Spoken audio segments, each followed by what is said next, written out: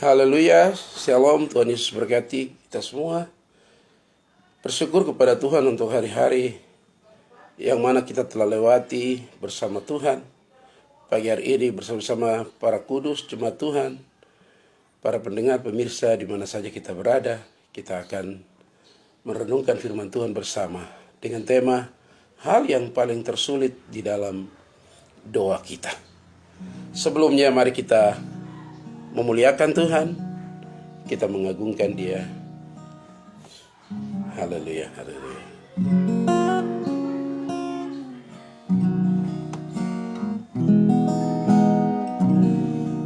Terima kasih Bapa.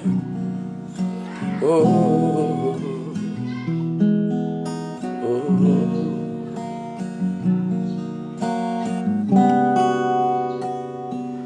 ku tahu Bapa peliharaku, Dia baik, Dia baik. Ku yakin Dia selalu sertaku. Dia baik bagiku. Ku tahu Bapa peliharaku, ku tahu Bapa peliharaku, Dia baik, Dia baik. Ku yakin Dia selalu sertaku. Dia baik bagiku. Lewat badai cobaan, semuanya mendatangkan kebaikan. Ku tahu Bapa peliharaku, Dia baik bagiku. Lewat badai cobaan, lewat badai cobaan, semuanya mendatangkan kebaikan. Ku tahu Bapa peliharaku, Dia baik bagiku. Dia baik bagiku.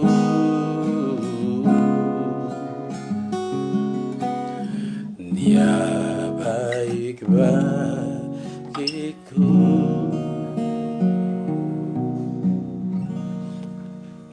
Terima kasih ya Tuhan. Terima kasih ya Bapa. Terima kasih Yesus Roh Kudus. Engkau baik bagi kami. Engkau Tuhan yang perkasa ajaib, Pencipta yang menebus menyelamatkan kami. Pagi ini kami akan mendengar firman-Mu ya Tuhan. Bersyukur Bapa. Berkati semua pendengar, pemirsa, jemaat-jemaat Tuhan di mana saja berada. Hamba-Mu cuma sebagai alat akan merenungkan firman-Mu bersama umat-Mu. Dalam nama Yesus hamba berdoa. Haleluya. Amin. Bapak Ibu pemirsa, pendengar di mana saja Anda berada, pagi hari ini kita bersyukur untuk kasih kuasa Tuhan yang luar biasa. Tema firman Tuhan pagi ini adalah hal yang paling tersulit di dalam doa kita. Kita belajar dari doa Yesus di Getsemani. Doa Yesus di Taman Getsemani pada waktu dan hari ketika Dia akan ditangkap dan disesah, dihina, diganjar dengan pukulan-pukulan yang berat hingga memikul salibnya, mati di kayu salib dan menebus dosa-dosa kita. Ada hal yang paling sulit di Getsemani, yaitu Injil Matius pasal yang ke-26. Itu ayat yang ke-39 sebagai ayat pokok, tetapi sebenarnya keseluruhan dari bagian-bagian itu adalah di Taman Getsemani, mulai dari ayat 35, cerita tentang Taman Getsemani. Tapi saya akan baca ayat yang ke-39 sebagai ayat pokok bagi kita. Firman Tuhan berkata begini, maka ia maju sedikit, lalu sujud dan berdoa katanya, ya Bapakku, jikalau sekiranya mungkin, biarlah cawan ini lalu daripadaku. Tetapi janganlah seperti yang ku kehendaki, melainkan seperti yang Engkau kehendaki. Janganlah seperti yang aku kehendaki, tetapi biarlah seperti yang engkau kehendaki. Puji nama Tuhan. Ini bagian yang tersulit di dalam doa-doa orang-orang Kristen. Ini hal yang paling tersulit di dalam doa-doa kita. Mengapa? Sebab kita menyerahkan seluruh kehendak kita kepada Tuhan. Bapak Ibu pemirsa pendengar jemaat Tuhan di mana saja Anda berada, bahwa bagian apa yang paling tersulit di dalam ketika kita berdoa? Apa yang paling sulit ketika kita sedang bergumul di dalam doa-doa kita? Ya. Bagian tersulit saya pikir bukan karena kita harus bagaimana merangkai kata-kata yang indah, atau kita menyusun kalimat-kalimat yang paling baik, atau kita membuatnya menjadi satu kalimat puitis. Itu bukan bagian yang paling tersulit. Bukan juga berdoa dengan mungkin panjang atau lebar dengan durasi yang paling lama. Itu bukan hal yang paling sulit. Dan bukan hanya menjaga agar kita bisa disiplin dan konsisten di dalam doa-doa kita. Itu bukan satu hal yang paling sulit. Nah, sekalipun doa dengan disiplin itu sangat sulit, tetapi ada bagian yang paling sulit lagi daripada apa yang telah saya sampaikan itu.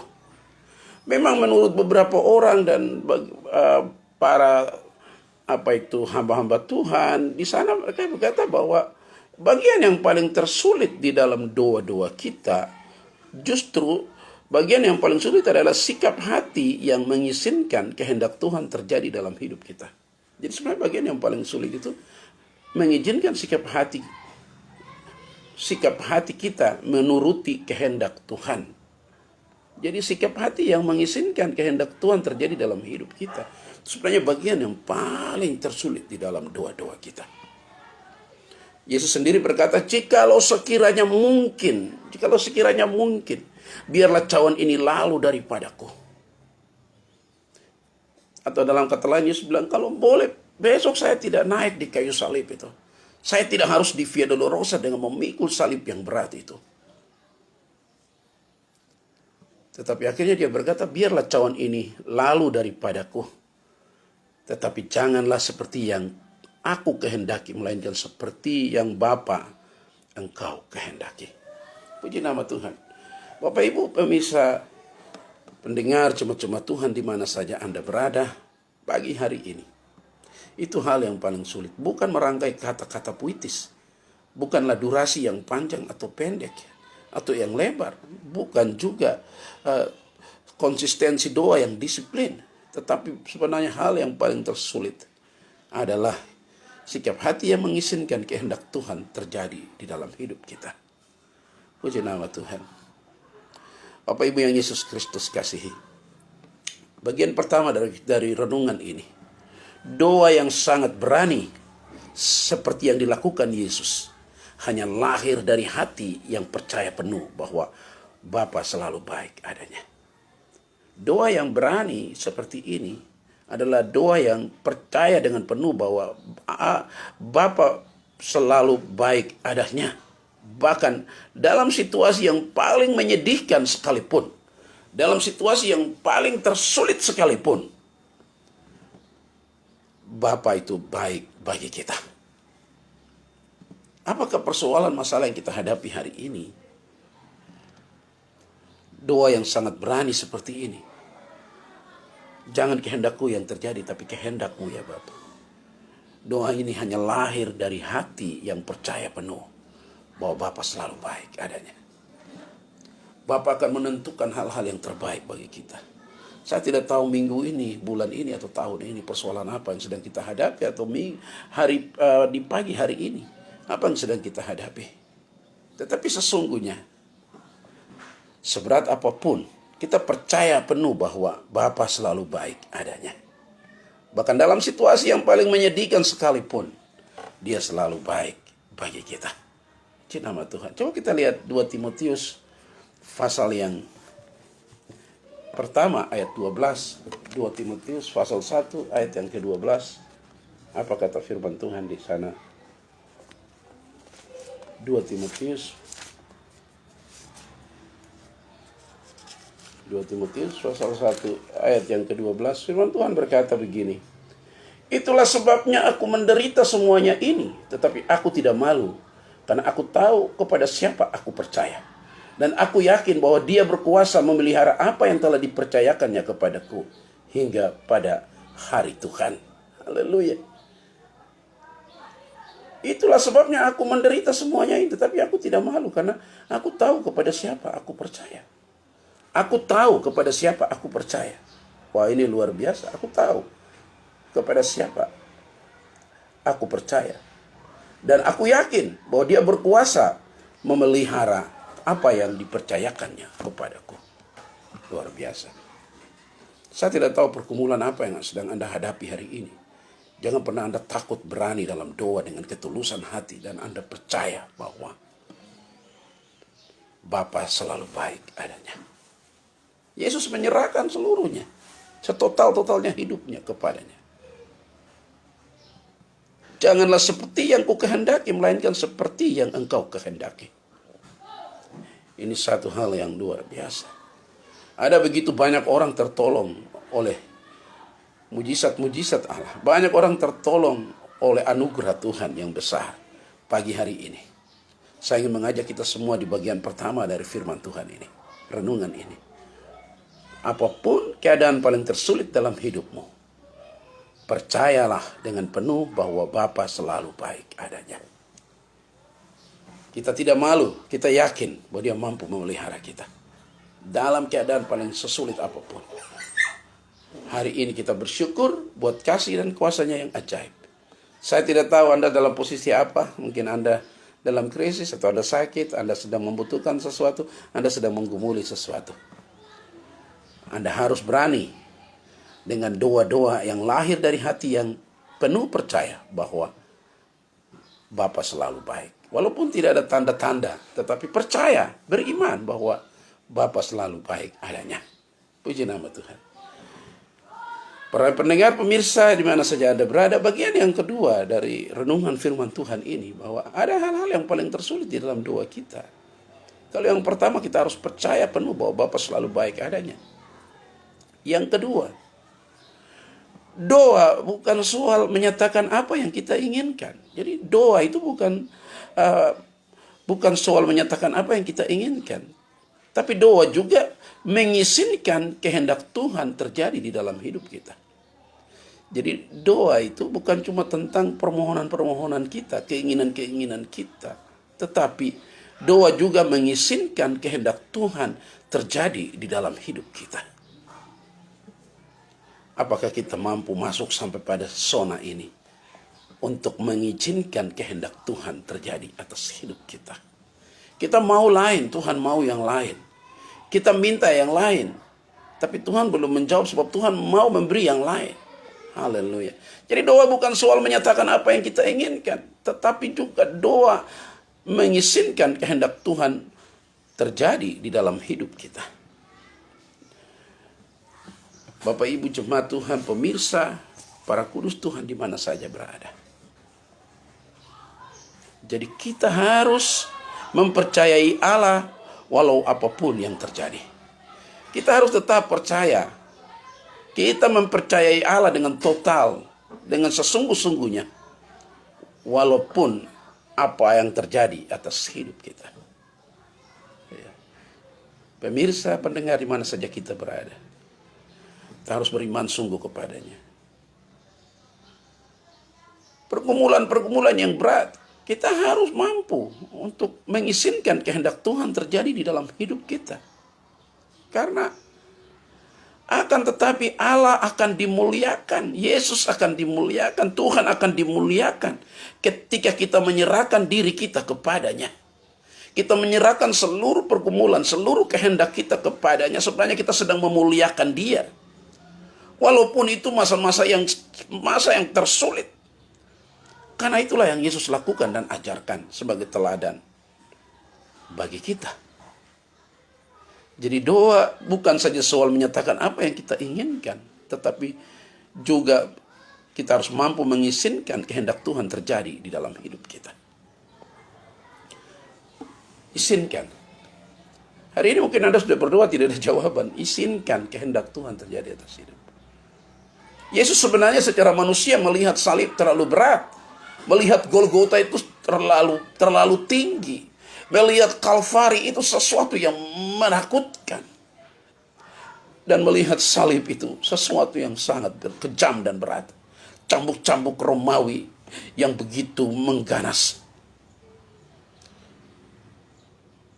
Dia berkata, Bapa, kalau boleh cawan ini lalu daripadaku. Tetapi dia percaya bahwa Bapa itu selalu baik adanya. Maka dia mengizinkan kehendak Tuhan, kehendak Bapa terjadi atas hidupnya. Mungkin engkau sedang menghadapi bagian yang paling terberat hari ini. Tapi saya mau mengajak, izinkan kehendak Tuhan terjadi atas hidupmu. Engkau akan melihat kemuliaan yang luar biasa.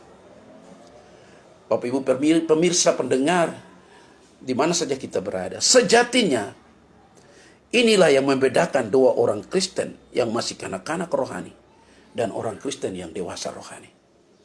Orang Kristen yang dewasa rohani dan orang Kristen yang masih kanak-kanak rohani itu kelihatan di dalam doa-doanya.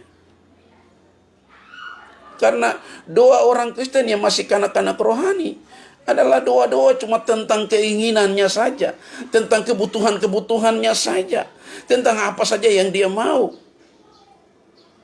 Dan dia justru memaksa Tuhan. Dia cuma mau tentang keinginannya saja, pemenuhan kebutuhan-kebutuhannya saja.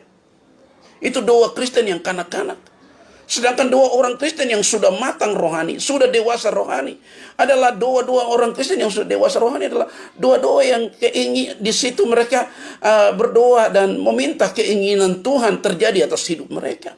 Mereka minta kehendak Tuhan yang terjadi atas hidup mereka dan mereka tidak memaksa Tuhan. Sebab jawaban doa itu adalah anugerah Tuhan semata.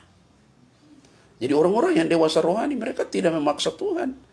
Tapi mereka memohon kehendak Tuhan terjadi atas hidup mereka. Mereka meminta keinginan Tuhan sajalah yang terjadi bagi hidup mereka. Cuma Tuhan, kalau Anda mau lihat mujizat, serahkanlah seluruh kehendakmu kepada Tuhan. Serahkan semua keinginan kita kepada Dia di dalam doa-doa kita. Haleluya. Terus terang, sikap penyerahan diri seperti ini sulit. Menyerahkan kehendak kita kepada Tuhan ini sulit. Terkadang kita pun masih merasa sulit melakukannya. Itu memang sulit. Namun sesungguhnya doa yang penuh penyerahan diri seperti itu sangat menyenangkan hati Tuhan. Doa yang menyerahkan diri sepenuhnya kepada Tuhan, menyerahkan seluruh kehendak penuh total kepada Tuhan. Itulah yang menyenangkan hati Tuhan. Mengapa menyenangkan hati Tuhan?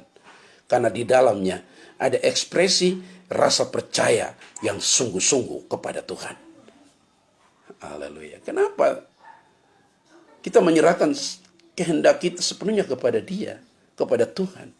Karena di dalam Dia ada jawaban-jawaban yang luar biasa. Karena di dalamnya ada ekspresi rasa percaya yang sungguh-sungguh kepadanya. Tuhan paling senang kalau kita bergantung kepadanya. Puji nama Tuhan. Coba kita lihat Amsal pasal yang ketiga ayat yang kelima. Amsal pasal 3 ayat yang kelima. Apa kata firman Tuhan di sana? Amsal pasal 3 ayat yang kelima, firman Tuhan berkata, percayalah kepada Tuhan dengan segenap hatimu, dan janganlah bersandar kepada pengertianmu sendiri. Sekali lagi, percayalah kepada Tuhan dengan segenap hatimu, dan janganlah bersandar kepada pengertianmu sendiri. Percaya kepada Tuhan dengan segenap hatimu, setotal-totalnya, seantero hati kita, percaya kepada Tuhan. Ayat 6 bilang, akuilah Dia dalam segala lakumu, maka Ia akan meluruskan jalanmu. Percaya kepadanya. Jadi doa bukan soal menyatakan apa yang kita inginkan, tapi juga mengizinkan kehendak Tuhan terjadi atas hidup kita. Bagian ini memang bagian tersulit di dalam doa-doa. Bagian yang sangat sulit, tetapi percayalah. Setelah Yesus melewati semua itu, Dia menerima kemuliaan. Seluruh sorga menghormati Dia. Bapa menghormati Dia. Dan ayat-ayat firman Tuhan berkata, Bapa memberikan Dia nama sebagai Raja di atas segala raja. Seluruh sorga tunduk kagum kepadanya. Bapak Ibu yang Yesus Kristus kasih, pemirsa pendengar di mana saja Anda berada. Matius 26 ayat 39 firman itu berkata, maka ia maju sedikit, Yesus maju sedikit lalu sujud dan berdoa katanya, ya Bapakku, jikalau sekiranya mungkin, biarlah cawan ini lalu daripadaku. Tetapi janganlah seperti yang ku kehendaki, melainkan seperti yang Engkau kehendaki. Terima kasih Tuhan. Kita bersyukur. Doa yang penuh penyerahan, umat-umat Tuhan, jemaat Tuhan. Doamu penuh penyerahan, doa-doa kita yang penuh penyerahan, itu sangat menyenangkan hati Tuhan. Itu sangat menyenangkan hati Tuhan. Kenapa menyenangkan hati Tuhan? Karena di dalam doa-doa itu ada ekspresi rasa percaya yang sungguh, rasa percaya yang benar-benar, rasa percaya yang tulen kepada Tuhan. Tuhan senang kita percaya. Karena waktu kita percaya kepadanya, tidak ada sesuatu yang mustahil bagi Dia.